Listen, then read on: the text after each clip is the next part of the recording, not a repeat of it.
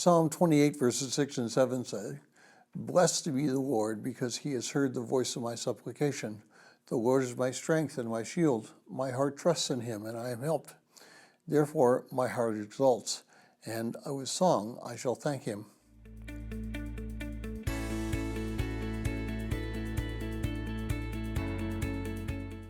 Well, if you're joining us in reading through this 6-month reading plan of the book of Psalms, today's psalm is Psalm 28, and I encourage you to read that psalm. In his prayer to God, David asked God to put a hedge around him. He is asking him not to drag him away with the wicked, and then he tells of their end and their judgment. But from verses 6 through 9, he tells the future for himself and other believers. First, he says that God has heard his voice of supplication. You can almost feel the joy and elation that David is feeling. It seems like he's shouting it in the air that God has answered his prayer. The word strength there could also mean fortress.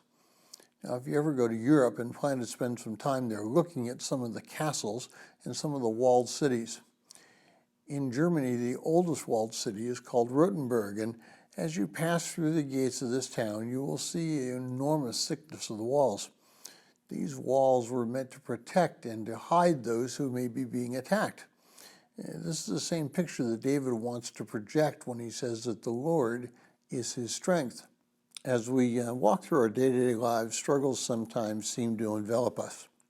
Today in the United States, conservative Christianity is being constantly attacked as being old-fashioned, bigoted, or even the anti-anything that they can come up with.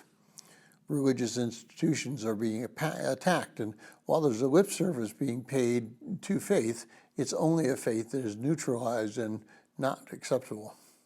In China, the Christian church is being regularly attacked, and now there's a new law that churches must teach principles that are in line with the communist dictatorship. They cannot teach scriptural truths. It has become secularized and has morphed into the Chinese government. In Europe, the old cathedrals are either tourist attractions or in disrepair because very few believers come.